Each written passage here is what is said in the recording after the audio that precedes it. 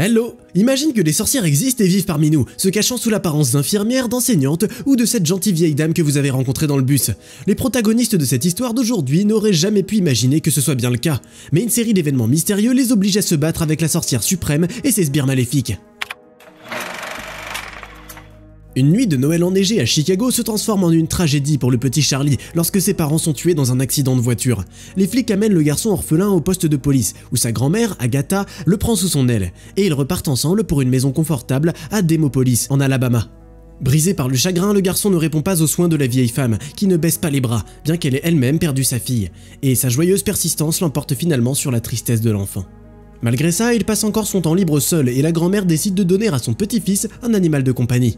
Une petite souris, blanche comme la neige, que le garçon appelle Daisy, avant de commencer à passer du temps avec, lui enseignant des tours de cirque. À partir de là, étape par étape, la vie de la petite famille revient à la normale. Un après-midi ensoleillé, la grand-mère et son petit-fils arrivent au magasin local, où la femme fait ses courses pendant que le garçon cherche des outils pour créer une maison pour Daisy. Alors que le petit-fils est occupé à choisir des clous, la grand-mère est soudainement frappée par une toux douloureuse qu'elle gère à l'aide de différentes herbes. Après tout, Agatha est connue comme étant une guérisseuse et elle peut guérir n'importe qui avec des infusions et des sorts. Pendant ce temps, une dame étrange s'approche du garçon entre les étagères et elle lui tend un bonbon d'une main gantée orné de son serpent de compagnie, dont le balancement doux met le garçon en transe. La voix de sa grand-mère réveille Charlie du sort et la mystérieuse étrangère semble disparaître dans les airs. Le garçon effrayé se précipite vers sa grand-mère, la suppliant de rentrer chez elle, ce qu'elle accepte sans hésiter. Elle a une autre crise de toux, après quoi la femme regarde anxieusement son mouchoir. Par une soirée sombre et orageuse, la grand-mère remarque l'humeur pensive de son petit-fils et elle lui demande de lui dire ce qui lui a fait aussi peur dans le magasin. Et à partir de sa description de la femme mystérieuse, elle se rend compte que ses pires craintes se sont réalisées. What you saw was a witch. Charlie croit qu'elle lui a fait une blague, mais l'attitude sérieuse de la vieille femme le convainc du contraire. La femme raconte une histoire de son enfance au sujet de sa meilleure amie, Alice Blue. Les filles habitaient dans la même rue et elles faisaient tout ensemble, jusqu'au jour où Alice a fait ce qu'aucun enfant ne doit faire, accepter les bonbons d'une personne qu'elle ne connaît pas. La jeune fille a mangé des bonbons d'une femme étrange qui souriait sournoisement avec sa bouche dentée. Après avoir laissé son amie en danger, Agatha l'a vue vivante le soir même, et ce n'est que le lendemain matin que l'irréparable s'est produit. Sous l'effet de la sorcellerie, Alice s'est transformée en poule. Elle n'a jamais réussi à convaincre les adultes de ce qu'elle avait vu, et Agatha n'avait pas d'autre choix que de venir voir son amie dans le poulailler après ça. Ses souvenirs poussent la vieille femme à agir, et elle se rend compte que le danger est imminent. Après avoir ouvert une pièce secrète avec des fioles et des potions, la vieille femme effectue un rituel, et elle décide qu'elle doit fuir Demopolis. Elle veut trouver refuge dans un hôtel pour clients fortunés, où sa cousine, Esten, travaille depuis 30 ans en tant que chef. Le lendemain matin, après avoir fait leurs valises et emmené Daisy avec eux, la famille part. Sur le chemin, la grand-mère dit à Charlie qu'il y a des sorcières dans chaque ville et pays, et qu'elles suivent toutes les ordres de la sorcière suprême. All powerful, pure evil, and without a stitch of mercy. Leur voiture s'arrête dans l'allée d'un hôtel de luxe, où le portier décharge les affaires des nouveaux clients, leur souhaitant en même temps de passer un bon moment. Après s'être enregistrés dans la chambre 766, la grand-mère et son petit-fils montent dans leur chambre après avoir croisé Monsieur Stringer, le réceptionniste gracieux dans le hall. Et juste au moment où la porte de l'ascenseur se referme derrière eux, un groupe de femmes au maquillage étrange pénètre dans l'hôtel par l'entrée principale. Monsieur Stringer adresse ses compliments aux arrivantes, mais son enthousiasme s'estompe lorsqu'un chat noir apparaît sur l'épaule de la chef, car c'est strictement interdit par les règles de l'hôtel. La femme demande alors au réceptionniste d'imaginer que l'hôtel est rempli de souris, ce qui nécessite l'intervention d'un dératiseur. Ignorant la présence des méchants, Agatha et Charlie se reposent dans leur chambre, et avant d'aller se coucher, la grand-mère explique comment reconnaître une sorcière. La femme explique que les coins des bouches des sorcières sont allongés à leurs oreilles, qu'elles ont des griffes au lieu des doigts, ce qui fait que les sorcières portent toujours des gants, et on dirait que leurs pieds ont été coupés avec une hache. Puis toutes les sorcières sont chauves, donc elles doivent porter une perruque, ce qui leur donne des démangeaisons insupportables.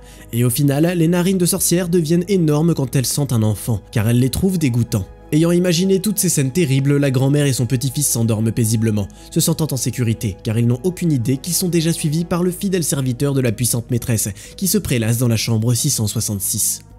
Le lendemain matin promet une belle journée sur le golfe du Mexique. Se réveillant avant sa grand-mère, le garçon commande le petit déjeuner, sauf que quand il s'apprête à manger, la vieille femme tousse de nouveau, et disant qu'elle doit se reposer, reste dans la chambre laissant le petit-fils vivre ses aventures en compagnie de Daisy. Charlie part explorer l'hôtel pour trouver un endroit isolé pour entraîner Daisy, quand il tombe sur une salle de banquet où les membres d'une société de défense des droits des enfants sont sur le point de tenir une conférence. À l'entrée, il est effrayé par un garçon joufflu nommé Bruno, à qui il propose de voir ce que sa souris de compagnie peut faire. Mais la mère en colère du garçon apparaît derrière sa nouvelle connaissance et emmène Bruno avec elle. Après avoir fermé la porte lourde et grinçante, Charlie s'installe sur les marches de la scène construite pour un défi de Daisy. Mais il n'a pas le temps de commencer la formation, les lumières s'allument et Monsieur Stringer apparaît à la porte avec le groupe de femmes qui s'est enregistré la veille. Elles escortent le réceptionniste et s'enferment à l'intérieur. Après avoir assis son entourage, la blonde se dirige vers la scène. Sur les marches, elles sont arrêtées par la présence apparente d'une odeur désagréable, mais rejetant ses soupçons, elles montent avec confiance sur le podium pour commencer la réunion. Et à la surprise du garçon, sur son ordre, toutes les femmes enlèvent à la fois leurs gants, leurs chaussures et leurs perruques, exposant leurs apparences de sorcières. They're all witches.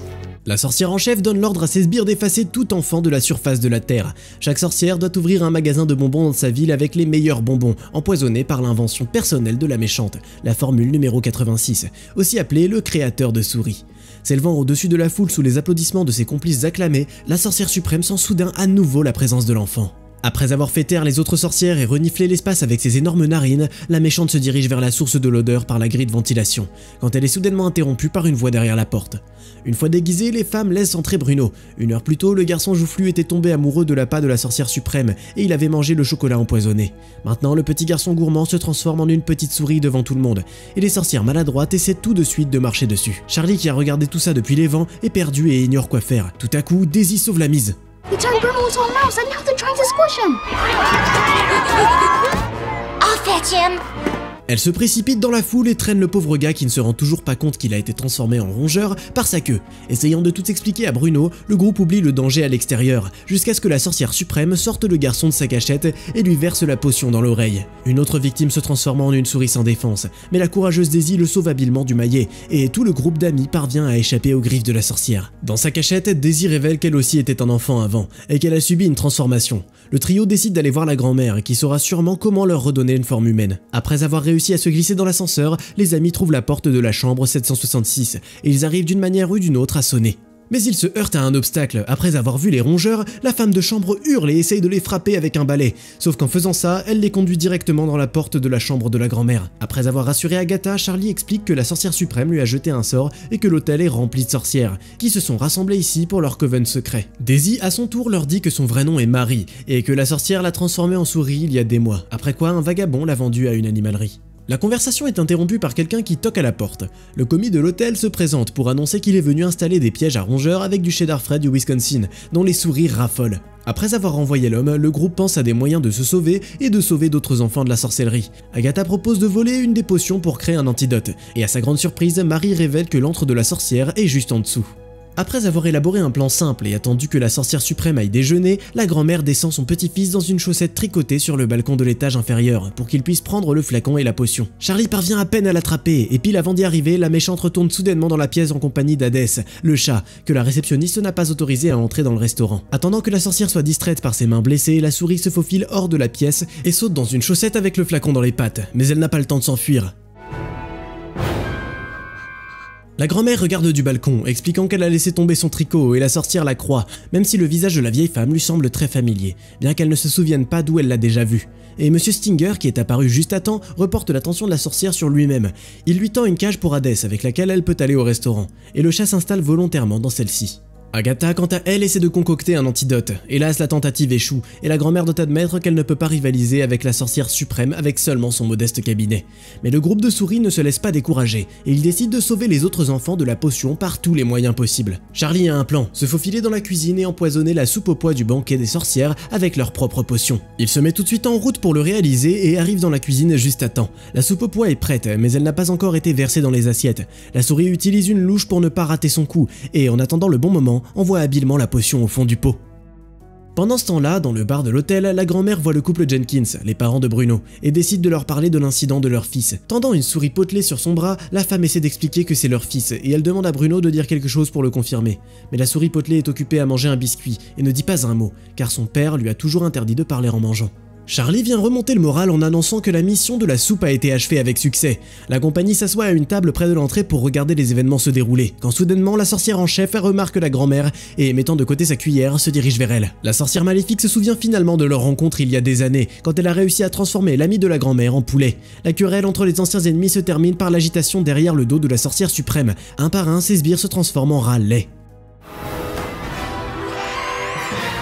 Dans la panique qui s'ensuit, le groupe se faufile hors du bar, volant la clé de la chambre de la sorcière. Une fois dans le repère de la méchante, la grand-mère commence à collecter des flacons de la potion, mais l'un d'eux lui glisse entre les mains. Le trio de souris se précipite sous le lit pour la fiole, de sorte qu'il ne reste plus rien pour l'exécution du terrible plan de la sorcière, quand celle-ci apparaît silencieusement à la porte, la déverrouillant avec une clé en double. Se faufilant sans un bruit, la méchante prend la grand-mère au dépourvu et, tout en la menaçant de représailles, lui tend ses mains tordues. La sorcière a confiance en sa force car elle n'a pas mangé de soupe et ne risque pas d'être transformée. Mais les souris cachées sous le lit ont déjà tout prévu, et elle rapproche ainsi les pièges à souris de la méchante afin de lancer une fiole de potion dans sa bouche dentée, alors qu'elle hurle de douleur. Juste avant que la sorcière n'arrive à atteindre la grand-mère, l'équipe de souris met le plan en marche, transformant la méchante en un rat laid et vicieux, comme ses complices. Après ça, l'équipe ouvre un coffre énorme dans lequel Agatha trouve un livre avec les adresses et les noms de toutes les sorcières du monde.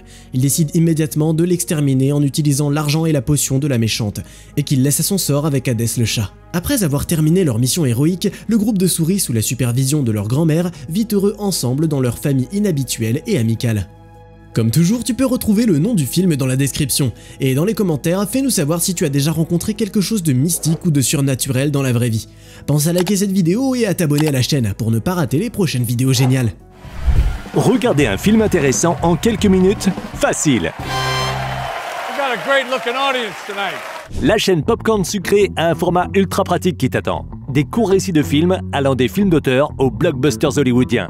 Viens récupérer ton pass illimité en cliquant sur le bouton abonner.